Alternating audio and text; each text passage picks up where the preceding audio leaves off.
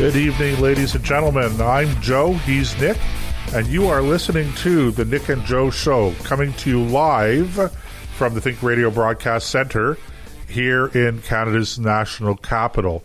And at the moment, I happen to be your only host. I hope that will change very soon as Nick sorts out some technical problems in the studio in Killaloe, Ontario. He's actually not planning on joining us from the farm, so lots of technical changes and some glitches out there when we're doing some of these things remotely. If you listen to us regularly, you know we've run into these problems from time to time. So I hope that I can keep you guys entertained for a little while Nick sorts out his problems with the technician. It's not just Nick out there, by the way. I just want you to know. It's a whole radio studio, and I just got off the phone with them, and they're all scrambling around trying to find out what the problems are with the interfaces, et cetera, et cetera. So, that's the joy of live broadcasting, ladies and gentlemen. What more can I say to that? Okay, well, we have quite a few topics that we wanted to cover off tonight, and I'm just looking at my notes and trying to decide what is the right one to start with? And I think I'm going to start with a little bit of an anecdote. I don't know if you have. I was going to say we've all heard already about the Member of Parliament. I'm not going to say his name. I don't want to give him any more embarrassment or shame than I already have, or that not me, but that other people already have. But we've all heard about the Member of Parliament here, the House of Commons, in Canada, who went for a jog and then was in his office, and he had his computer open, and he was participating in, I'm not sure whether it was a caucus meeting or it was an actual House of Commons session being held partly remotely because of the COVID stuff that's going on. But he decided he'd get changed in the office after having done his jog, etc., and without thinking about his computer being on, without thinking about his camera on his computer being on, lo and behold, what does he do?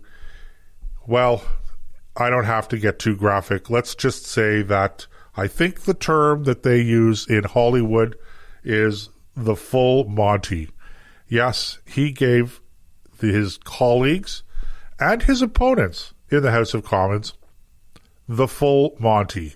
And the reason that I'm bringing this up is because in the age of Zoom meetings, we've been noticing that this kind of thing has been happening a lot more. This is becoming, I hesitate to use the term frequent, but it's happening more often than we think.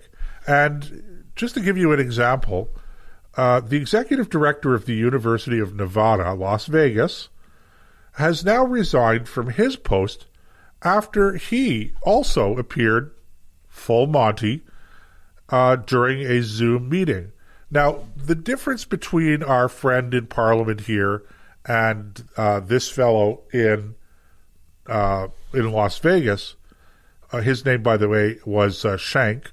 His last name is Shank. I'm just looking for his first name. I guess we should, be completely fair and make sure that we are. That's me reading. Oh, Joshua Wolf Shank is his name. So let me set this up for a second, okay? Because our friend in the House of Commons here in Canada, it was completely inadvertent. He wasn't planning it, wasn't thinking, etc. But what this fellow, Professor Shank, did was he decided that he would do the Zoom meeting while he was in his bathtub. So this was planned. Now, his exposure perhaps wasn't planned, but let me tell you how it happened, okay?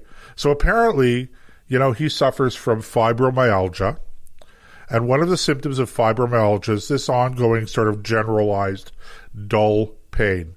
So apparently, taking a bath with Epsom salts relieves the pain, or it does with him anyway. So he decides he's going to do the Zoom call from his bathtub. But he doesn't want everybody to know he's in his bathtub. So he puts on some sort of a net shirt or whatever to cover himself up or whatever, and probably aimed the camera in such a way that it wasn't obvious that he was sitting in a bathtub, although I'm not really sure how he could possibly have accomplished that. And then he puts a background behind him. And again, I'm not sure what the background was. A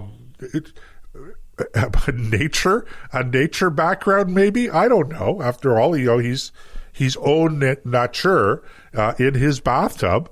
So anyway, so he's sitting in the bathtub. He's got set up with Zoom, as you can do if you're familiar with Zoom calls. You can choose a background picture from your computer, and you have that set up so that it's not the background where you're sitting, but it's a background of your choosing. So you could do pretend that you're doing a Zoom call from the beach in Hawaii if you want. Why you would want to do it, I don't know, but there it is. Anyway, so he sets up the background, etc. And then partially through the Zoom call, I guess his computer gives him a notice that his battery is running short. So what do you do when your battery is running short and you're in the middle of a conference call or a Zoom call? Well, obviously you jump up, you rush to get your power cord, you plug your power cord into you fumble around with your computer, you plug the power cord into the computer before it shuts off automatically because it doesn't have enough power, it goes to sleep, quote unquote. You rush to plug it into the wall, and then you sit down in front of it again. The problem, of course, was that Professor Schenk was sitting in his bathtub when all of this stuff happened. So just picture this, or I'm sorry, maybe you don't want to picture it, but it's the story, okay? So Professor Schenk jumps out of his bathtub, fumbles around looking for the plug-in, the cord, the power cord for his laptop computer, fumbles around with the laptop to get the cord into the right spot. Don't know where the camera is pointing by now, okay? And then he plugs it into the wall, and then he jumps into the bathtub, and then he realizes, oh, I forgot. My camera was on. And as I said, ladies and gentlemen, you could just imagine it's the full Monty. The full Monty. So there it is. And here's the question. The question I have for you guys who are in the chat room, I see we have a few people in the chat room. Oh, there's Nick. Hey, Nick, how's it going? Nick is having some difficulty hooking up by audio from... He's not even on the farm. This is the funny thing about Nick. This is a little bit of a digression, but Nick's actually in a radio studio, and the whole point of being in the radio studio was that we wouldn't have the kind of technical difficulties that we've had trying to get Nick on our show remotely from his farm. So the irony is, ladies and gentlemen, that if he was still on the farm, he would not have the kind of difficulties that we're having tonight. That's why you're listening to me doing a monologue instead of Nick. But I'm glad, Nick, you're joining us in the chat room. That's cool. Thank you very much. So anyway, I guess my question is, having done a few of these Zoom meetings myself over the course of the past year, and it's become kind of the rage, and this is actually, on a serious note, are we going to go back to normal now that we've gotten used to conducting business over the internet through video conferencing? That's a separate question altogether. Right now, the real issue is, people who are doing Zoom calls and aren't even thinking that, maybe I should put my pants on. Or in the case of Joshua Schenk at the University of Nevada in Las Vegas, forget about putting my pants on. Maybe I should be avoiding doing Zoom calls from my bathtub. So I don't know if anyone out there has run into this problem, but I'm wondering how frequent it really is. So, if you have anything to say about that, feel free to join us in the chat room. And I didn't do any housekeeping beforehand, so let me take a minute to do the normal housekeeping, and that is to remind you that if you want to participate live on through our chat, click on the chat or comment bubble in the live player. You may have to register. And if you're already registered, you may have to log in one way or the other. That's just to make sure that you're a real flesh and blood human being, not a malevolent algorithm lurking liberal, a troublesome troll. I know there's another word for robot or bot. I don't know. But anyway, you guys get the point. So there it is. Okay, Nick's really working on the problem. Good for you, Nick. I am glad that you are working on the problem.